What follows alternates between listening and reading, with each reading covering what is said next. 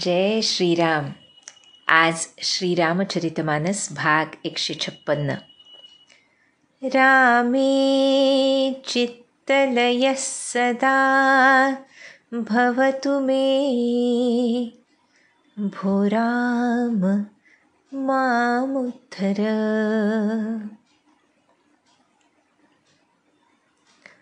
कोणत्याही परिस्थितीमध्ये आपल्या आराध्यानं किंवा आपल्या सद्गुरूंनी जे सांगितलं आहे त्याचं यथायोग्य पालन करण्याचा पूर्ण प्रयत्न जो करतो त्याला खऱ्या अर्थानं आपल्या आराध्याची पूर्ण कृपा मिळते. जो गुरुप्रदत्त साधनापासून म्हणजेच नामापासून म्हणजेच भगवंतापासून दूर राहायला असमर्थ होतो त्याचा चित्तमल आणि चित्तविक्षेप पूर्णपणे नाहीसा होतो आणि अशा शुद्ध चित्ताचा लय प्रभुचरणी होतो. कोणत्याही परिस्थितीमध्ये नामाशिवाय राहणं असह्य होणं हेच उदाहरण सगुण साकार रूपामध्ये जेव्हा प्रभू अवतरित झालेले आहेत अयोध्येत, त्यावेळी अयोध्येच्या प्रजाजनांनी ही निष्ठा दाखवली आहे. आपण बघतोय सबंध अयोध्यापुरी रघुनाथांशिवाय राहणं अशक्य आहे असं वाटून आक्रोश करते. रघुनाथांनी अनेक तऱ्हेनं ह्या प्रजाजनांना समजावलं आणि सीता लक्ष्मणासोबत ते निघालेत. तुलसीदास वर्णन करतायत आज की किती एकनिष्ठ आहेत अयोध्यापुरीतले लोक, किती सत्वगुणी आहेत, किती एकविध भावामध्ये राहणारे आहेत, किती शुद्ध पवित्र अंतःकरणाचे आहेत. ह्याचं वर्णन अतिशय सुंदर रीतीनं तुलसीदास करतायत. म्हणतात, एही विधी राम सब ही समुझावा, गुरपद पदुम हर्षि सिरुनावा, गणपति गौरी गिरी सुमनाई, चले असीस पाई रघुराई. रघुराईंनी सर्वांना समजावलं, आनंदानं गुरुचरणी मस्तक नमवलं. त्यानंतर गजानन, माता पार्वती आणि कैलासपती महादेवांची प्रार्थना केली आणि आशीर्वाद घेऊन आता श्री रघुनाथ निघालेत. पण ते आता ऐकत नाही आहेत, थांबणार नाही आहेत आणि आता 14 वर्ष त्यांचं दर्शन आम्हाला घडणार नाही आहे. हे जेव्हा पुन्हा पुन्हा त्या अयोध्येच्या प्रजाजनांच्या लक्षात येऊ लागलं तेव्हा सगळीकडे हाहाकार माजला. राम चलत अति भयउ विषादु, सुनि न जाई पुर आरत नादु, कुसगुन लंक अवध अति सोकु, हर्ष विषाद बिबस सुरलोकु. राम, सीता, लक्ष्मण निघताच सगळीकडे हलकल्लोळ माजला.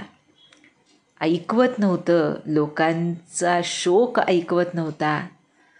आणि इथे तुलसीदास वर्णन करतायत, कुसगुन लंक अवध अतिसोकू. अयोध्येमध्ये अतिशय शोक पसरलाय, पण लंकेमध्ये वाईट शकुन होऊ लागले. कशासाठी हे वनगमन होतं?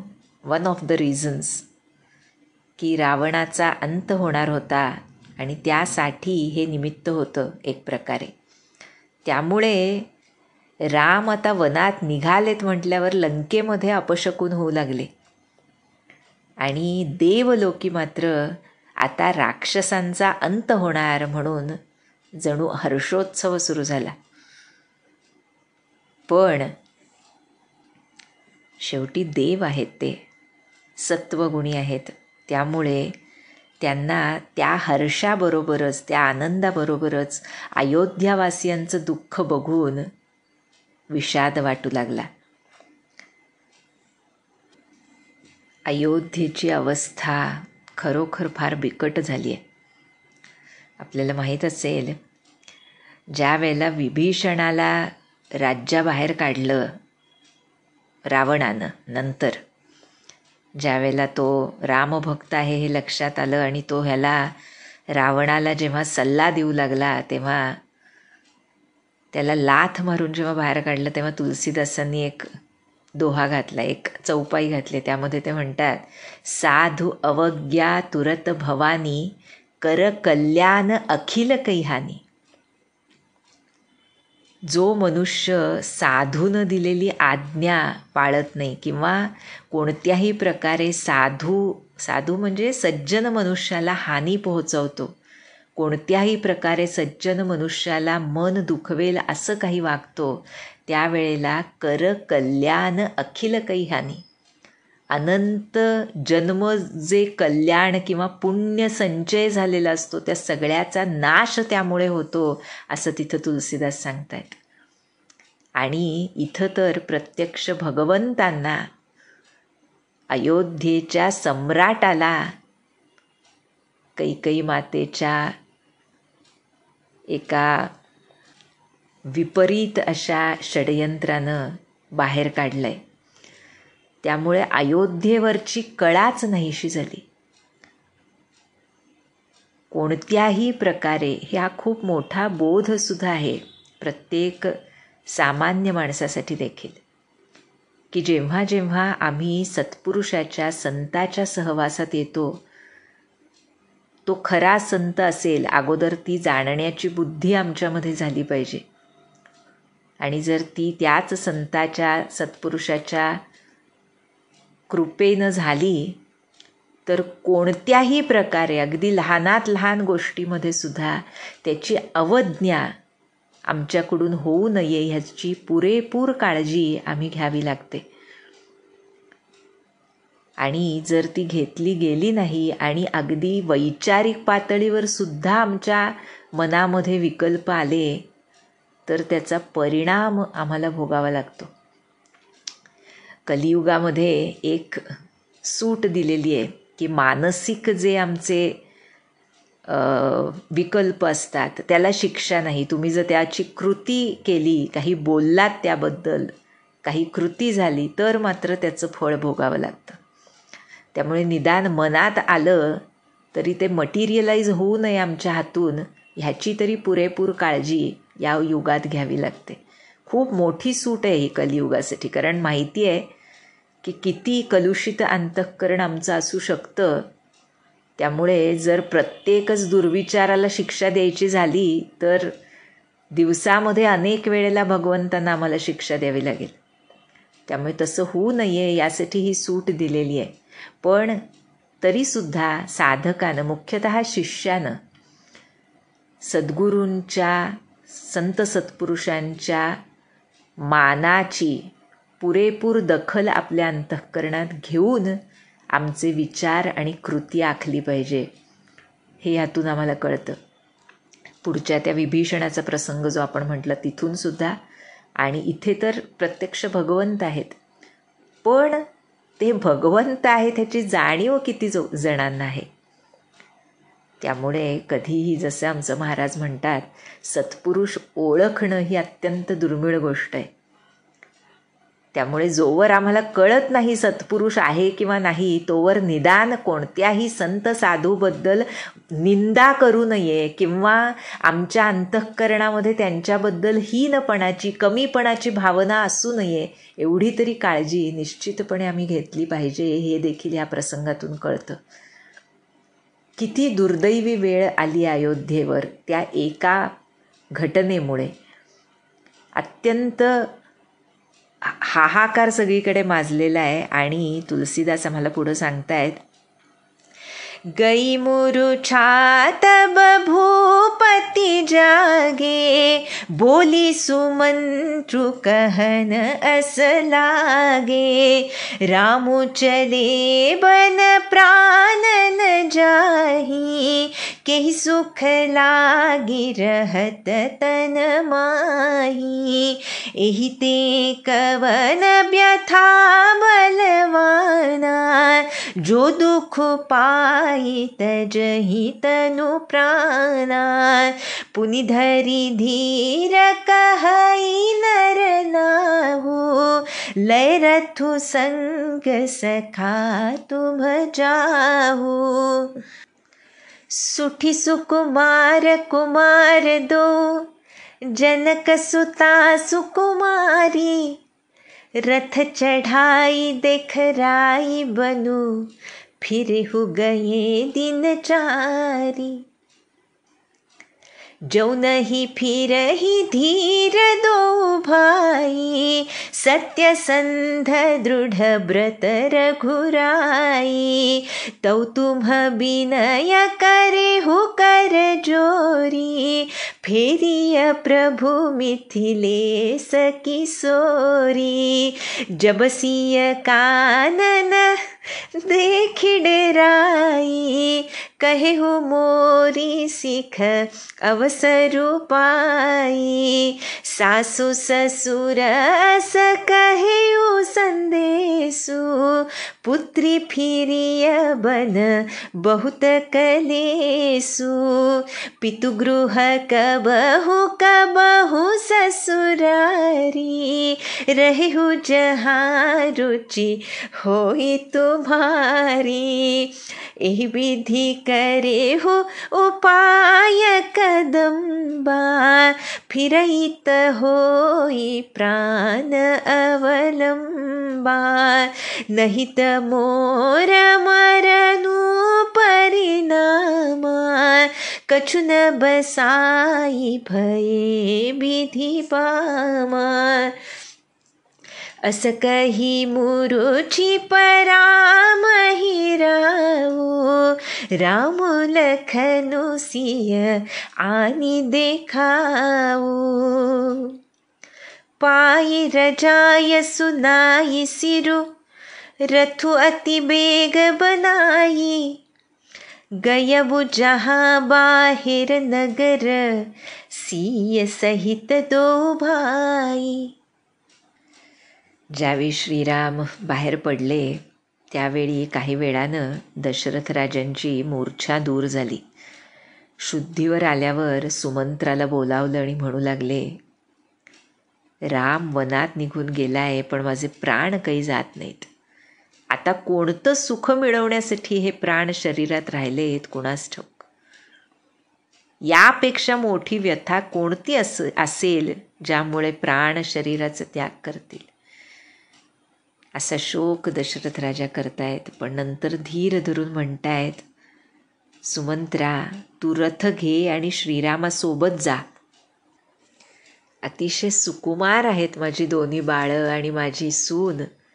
त्या दोन्ही कुमारांना आणि सुकुमारी जानकीला रथात बसव आणि वन दाखव, 4 दिवसांनी परत घेऊन ये. बरं का. पुढे म्हणतात, मला माहिती आहे राम माझा प्रतिज्ञेचा पक्का आहे आणि नियमांचं अत्यंत कठोरपणे पालन करणार आहे. तेव्हा जरी ते दोघे परत आले नाहीत, राम आणि लक्ष्मण, तरी तू त्यांना विनंती कर हात जोडून की जनककुमारी सीतेला तरी परत पाठवा. पुढे म्हणतात, राजा दशरथ सीता वन बघेल आणि घाबरेल, तेव्हा संधी साधून तिला माझा निरोप सांग की बाळा तू परत ये, वनात फार कष्ट होतील. हा निरोप तुझ्या सासू सासऱ्यांनी तुला दिला आहे हे तिला सांग. तिला सांग की कधी माहेरी राहा, कधी सासरी राहा, जशी जिथं तुझी इच्छा असेल तिथं राहा बाळा. अशा प्रकारे सर्व उपाय तू कर. जर माझी सून सीता जरी परत आली तरी एखाद वेळेस माझ्या प्राणांना जरा आधार मिळेल. नाही तर जर सीतासुद्धा परत आली नाही तर मात्र माझं मरणच ओढवेल. दैव प्रतिकूल झालं की काहीही चालत नाही सुमंत्रा. काय ही वेळ, माझ्या रामाला, सीतेला आणि लक्ष्मणाला आणून मला दाखवा रे, असं म्हणत शोक करत दशरथ महाराज पुन्हा बेशुद्ध होऊन जमिनीवर पडलेत. आणि इकडे सुमंत्र राजांची आज्ञा झाली आहे म्हणून त्यांना नमस्कार करून लगेच रथ जोडून जिथं सीताराम लक्ष्मण आहेत तिथे नगराबाहेर आलाय. आणि मग काय घडलं तर, तब सुमंत्र नृप बचन सुनाए, करी बिनती रथ रामु चढ़ाए, चढ़ी रथ सिय सहित दो भाई, चले हृदय अवधहि सिरुनाई, चलत राम लखी अवध अनाथा, बिकल लोग सब लागे साथा, कृपा सिंधु बहु विधि समुझावहि, फिरहि प्रेम बस पुनि फिरी आवहि, लागती अवध भयावनि भारी, मानहु काल राति अंधियारी, घोर जंतु सम पुर नर नारी, डर पही एक निहारी, घर मसान परिजन जनु भूता, सुतहित मीत मनहु जमदूता, बागन बिटप बेली कुम्हिलाही, सरित सरोवर देखी न जाही, हट गय कोटिन्ह के निमृग, पुर पशु चातक मोरा, पिक रथांग सुख सारिका, सारस हंस चकोरा, राम वियोग बिकल सब ठाढ़े, जह तह मनहु चित्त लिखि काढ़े, नगरु सफल बनु गहवर भारी, खग मृग विपुल सकल नर नारी, विधि कैकई किरातिनि कीन्ही, जेहि दवदु सहद सहुदिसि दीन्ही, सहि न सके रघुबर बिरहागी, चले लोग सब व्याकुल भागी. सुमंत्र नगराबाहेर आले. राम लक्ष्मण सीतांना बघून त्यांना सांगितलं आणि विनंती करून त्यांना रथात बसवलं. जेव्हा खूप सुमंत्र गयावया करू लागले तेव्हा श्रीराम सीता आणि लक्ष्मणासह रथात बसले. मनातल्या मनात अयोध्येच्या समोर मस्तक नमवलं. चले हृदय अवधहि सिरुनाई. आता रघुनाथ निघालेत आणि अयोध्येला कुणीच त्राता नाही हे बघून सर्व लोक मात्र खूप व्याकुळ झाले आणि त्यांच्यासोबतच निघाले. कृपा निधान श्रीराम अनेक तऱ्हेनं त्यांना समजावतायत. समजावलं की काही वेळ ते ऐकून परत जायला निघत, पण त्यांना ते सहनच होत नव्हतं. त्यामुळे पुन्हा प्रेमामुळे धावत परत येत. तुलसीदास वर्णन करतायत, इतकी भयानक वाटत होती त्यांना अयोध्यापुरी, जणू अंधारी काळ रात्र असावी तसं वाटत होतं. इतकी भीती वाटत होती सर्वांना की एकमेकांनाच बघून भयानक प्राणी बघितल्याप्रमाणे स्त्री पुरुष घाबरत होते. म्हणजे पहा बरं, प्रत्येकाच्या अंतःकरणातल्या श्रीरामांमुळे आनंद असतो. जर आम्हाला आयुष्यामध्ये काही काळ आनंदाचा मिळत असेल, सुखाचा मिळत असेल, तर तो केवळ आणि केवळ भगवंताच्या सन्निधानामुळे, अनुसंधानामुळे, त्याच्या हृदयातल्या स्मरणामुळे, आम्हाला स्मरण असो नसो, आत्म्याला जे स्मरण असतं त्या आत्मसुखामुळे आम्हाला बाहेर आनंद सुख वाटत असतं. पण ज्यावेळी मनुष्य भगवंताला पूर्णपणे विसरतो त्यावेळी मात्र पुढ्यात ठाकलेलं दुःख इतकं भयावह वाटतं की आत्मसुख हे अखंड आहे ह्याचा सुद्धा विसर पडतो. इथे अयोध्येच्या प्रजाजनांच्या समोर प्रत्यक्ष सगुण साकार ब्रह्म आहे आणि ते आहेत म्हणून नगरातले लोक अत्यंत सुखासमाधानात होते. पण ज्यावेळी ते निघाले त्यावेळी मात्र त्यांना मुळीच राहावेना आणि ते त्यांच्यासोबत निघाले की त्यांच्याशिवाय आम्हाला कोणत्याही प्रकारे सुख लाभूच शकत नाही. पहा बरं, ते वनात राहायला तयार आहेत. पुढे आहेच आहे वर्णन. वनामधले दुःख कष्ट सोसायला ते अयोध्या नगरी अत्यंत संपन्न नगरी होती. त्यामुळे कुणीच, अगदी राजमहालासारखी घरं सर्वत्र अयोध्येमध्ये होती. सर्व स्त्री पुरुष अतिशय संपन्न होते. पण ते सुख कुणामुळे आहे ह्याची पूर्ण कल्पना आहे त्यांना. त्यामुळे ज्यावेळी ते सुखाचं निधानच आम्हाला सोडून चाललं त्यावेळी ह्या संपन्नतेला घेऊन करायचं काय, या भावनेनं हे सर्व लोक श्रीरामांसोबत चाललेत. काय वर्णन केलंय पहा. म्हणतात, घर जणू स्मशान वाटू लागलं, कुटुंबीय जणू भूत प्रेत असावेत, हितचिंतक आणि मित्र सुद्धा यमदूताप्रमाणे वाटायला लागले. बागांमधल्या वृक्ष आणि वेली सुद्धा कोमेजू लागल्या. नदी तलाव भयानक वाटत होते. ज्या शरयूमध्ये अमृतासमान जल आहे आणि इतका आनंद भरून असायचा त्या सबंध परिसरामध्ये, तो परिसर सुद्धा भयानक वाटायला लागला. तुलसीदास वर्णन करतायत, सर्व पशु पक्षी सुद्धा रघुनाथांच्या वियोगानं व्याकुळ होऊन चित्रात काढल्यासारखे इकडे तिकडे बघत स्तब्ध होऊन गेलेत. जणू कैकईला विधात्यानं भिल्लीण बनवलंय आणि दाही दिशांना तिने हा अत्यंत असह्य असा वणवा पेटवून दिलाय.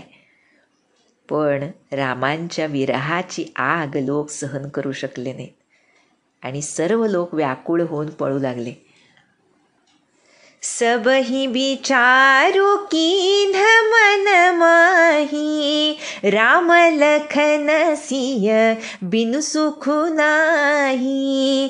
जहाँ राम तह सबुई समाजू, बिनु रघुबीर अवध नहीं काजू.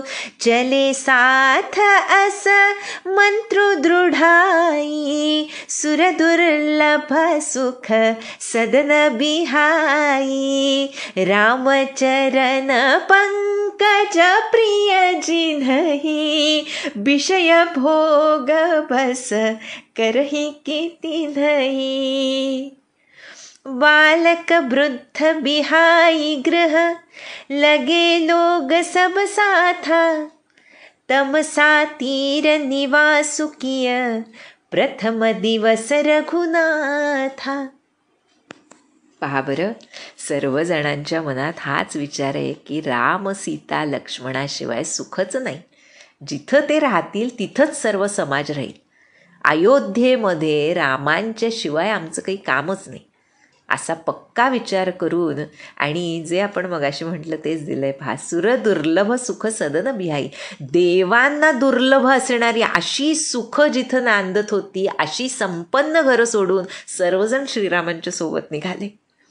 आणि तुलसीदास म्हणतात, रामचरण पंकज प्रिय जिन्हि, विषय भोग बस करहि किती नाही. काय पहा, म्हणजे आमची सीता माता सुखोपभोगांचा त्याग करून आपल्या पतींसोबत निघतीये, ही खरं धर्मसंगतच गोष्ट आहे.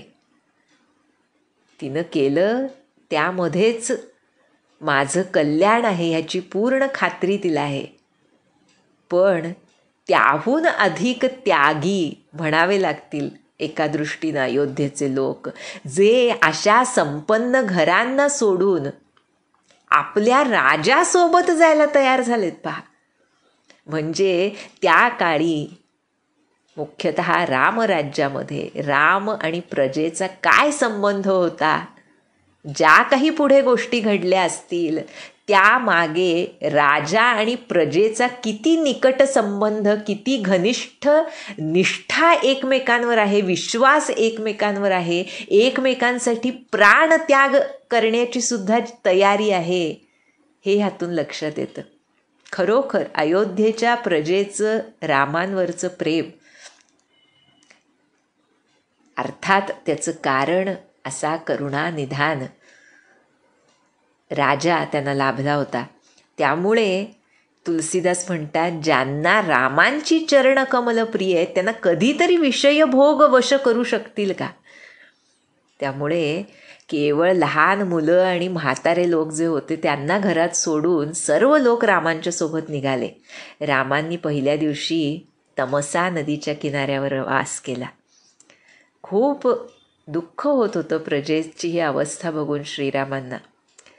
रघुपती प्रजा प्रेम बस देखी, सदय हृदय दुख भयवो बिसेशी, करुणामय रघुनाथ गोसाई, बेगी पाई अही पीर पराई, कही सप्रेम मृदु बचन सुहाए, बहुविधि राम लोक समुझाए, किए धर्म उपदेश घनेरे, लोग प्रेम बस फिरहि न फेरे, सीलु स्नेह छाड़ी नहीं जाई, असमंजस बस भेर घुराई, लोग सोग श्रम बस गए सोई, कछुक देव माया मति मोई, जब ही जाम जुग जामिनी बीती, राम सचिव सन कहिउ सप्रीति, खोज मारी रथु हा कहुता, आन उपाय बनी नहीं बाता, राम लखन सिय जान चढ़ी, शंभु चरण सिरुनाई, सचिव चलायउ तुरत रथु, इत उत खोज दुराई. प्रजेचं प्रेम बघून रघुनाथांचं कृपाळू मन द्रवित झालं. करुणामय आहेत ते. तुलसीदास म्हणतात, बेगी पायी अही पीर पराई. दुसऱ्यांचं दुःख त्यांना चटकन जाणवतं, त्यामुळे त्यांना सुद्धा ते सहन होईना. पुढं म्हणतात, अतिशय सुंदर वाणीनं अनेक तऱ्हेनं श्रीरामांनी लोकांना समजावलं, धर्मसंगत उपदेश केला, पण लोक प्रेमानं पाठवले तरी परतत नव्हते, पुन्हा पुन्हा परत येत होते. पुढे म्हणतात, असमंजस बस भे रघुराई. रघुनाथच गोंधळून गेले की आता काय करावं. शील आणि स्नेह सोडता येत नाही. पण झालं असं, जे सर्व लोक तिथे जमा होऊन रात्र झाल्यानं झोपी गेले. तिथं तुलसीदास म्हणतात, शोक आणि थकवा यामुळे लोक झोपी गेले आणि देवांनी देखील काहीतरी माया केली, त्यामुळं त्यांची बुद्धी मोहित झाली आणि ते झोपले. आणि 2 प्रहर रात्र झाली तेव्हा मात्र रामचंद्रांनी अतिशय प्रेमानं मंत्री सुमंत्रांना सांगितलं. तात वडिलांच्या जागी होते सुमंत्र रामांना. म्हणतायत, तात आता रथाच्या चाकांच्या खुणा ज्या असतात त्या दिसणार नाहीत अशा रीतीनं रथ हाका, याशिवाय दुसरा उपाय नाही, आपल्याला आत्ताच निघालं पाहिजे. अशा रीतीनं तुलसीदास म्हणतायत, शंभू चरण सिरुनाई. भगवान भोले शंकरांच्या चरणी मस्तक नमवून श्रीराम, लक्ष्मण आणि सीता रथावर बसले. लगेच रथ इकडे तिकडे खुणा लपवत छपवत सुमंत्र हाकू लागले. इकडे सकाळ झाली. जागे सकल लोग भये भोरू, गे रघुनाथ भयऊ अति सोरू. रथ कर खोज कतहु नहीं पावही, राम राम कही चहुदिसि धावही. मनहु बारी निधि बूढ़ जहाजू, भयऊ बिकल बड़ बनिक समाजू.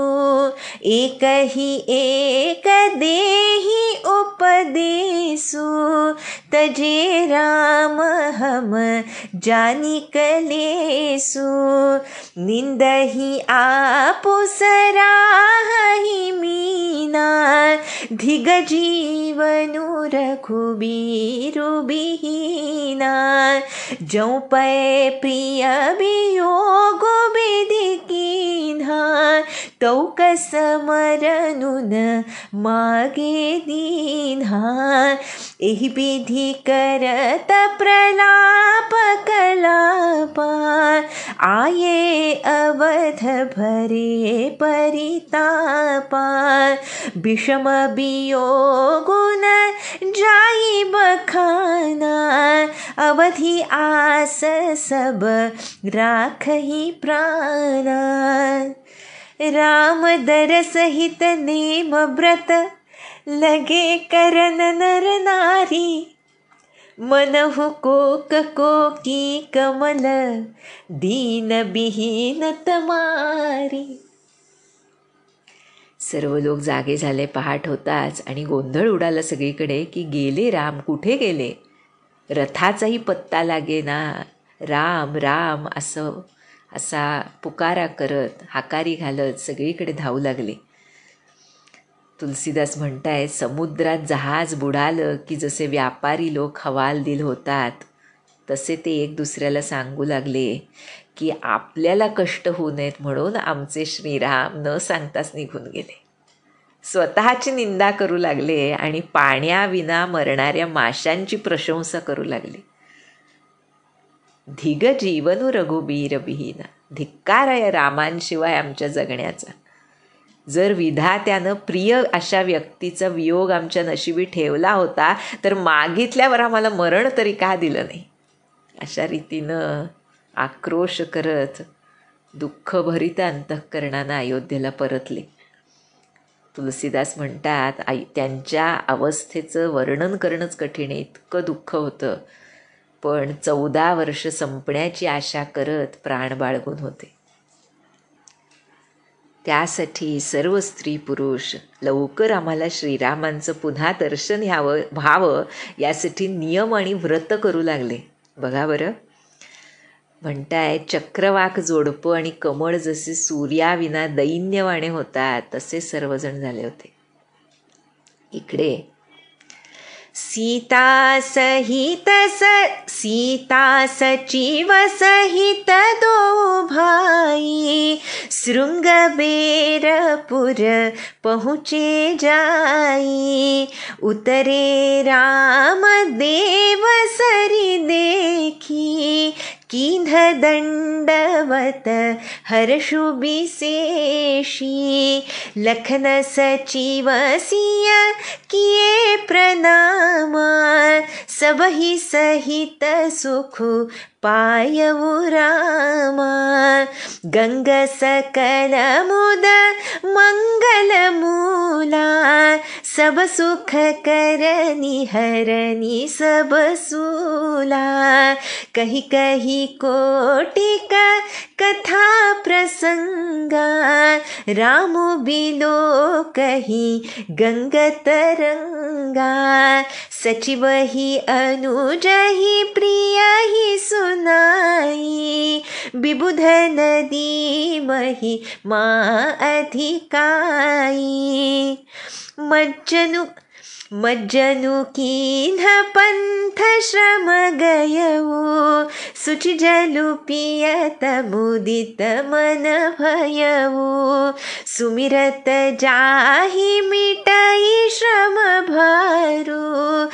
श्रम यह लौकिक व्यवहारू.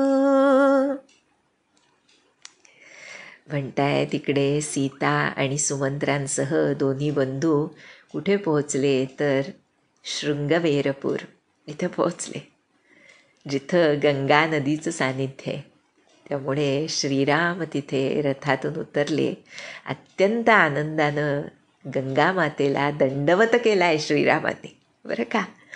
आणि लक्ष्मण, सुमंत्र आणि सीता मातेनंही गंगेला प्रणाम केला. श्रीरामांसह सर्वांनाच त्या गंगेचं ते पवित्र ती नदी बघून सर्वांना सुख वाटलं.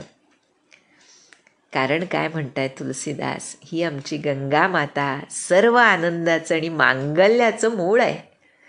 सर्व सुख देणारी आणि सर्व पीडा हरण करणारी अशी ही आमची भागीरथी आहे. आणि त्यामुळे तिथे अत्यंत सुंदर प्रसंग आहे हा, जिथं श्रीराम लक्ष्मण आणि आपल्या पत्नीला अतिशय आनंदानं गंगा मातेच्या कथा सांगतायत आणि लहरी बघत अत्यंत आनंदात आहेत. सुमंत्र, लक्ष्मण, सीता यांना गंगेचा महिमा वर्णन करून श्रीराम इथे सांगतायत. सर्वांनी त्या गंगा मातेमध्ये नदीमध्ये स्नान केलं, ज्यामुळे प्रवासाचा शीण नाहीसा झाला आणि ते पवित्र जल प्यायल्यानं सर्वच अत्यंत प्रसन्न झाले. इथे तुलसीदास एक महत्त्वाची गोष्ट आम्हाला सांगतायत. किती महत्त्वाचं आहे पहा. तुलसीदासांसारखे संत आम्हाला त्या ब्रह्मस्वरूपाचं विस्मरण होऊ नये. हा जो लौकिक व्यवहार, विचार आणि सगुण साकार भगवंताच्या ज्या लीला आहेत, त्यामध्ये सुद्धा ब्रह्म सनातन ईश्वर ह्याबद्दल विसर पडू नये हे आम्हाला परोपरीनं सांगतात. त्यामुळे म्हणतात, सुमिरत जाही मिटई श्रम भारू, तेही श्रम यह लौकिक व्यवहारू. ज्यांच्या केवळ स्मरणानं जन्म मरणाचे श्रम नष्ट होतात, अशा श्रीरामांना श्रम झाले असं म्हणणं हा केवळ लौकिक व्यवहार आहे, बरं का. पण तरीसुद्धा भक्ताला कुठेतरी आपल्या सगुण साकार भगवंताला श्रम होऊ नयेत हे वाटत राहतच. आणि त्यामुळे आता पुढे एक अतिशय सुंदर, अत्यंत उच्च कोटीच्या भक्ताची कथा येणार आहे. ती म्हणजे निषाद राजगुह. त्याबद्दल तुलसीदास आम्हाला पुढच्या भागात सांगतील. जानकी जीवन स्मरण. जय जय राम.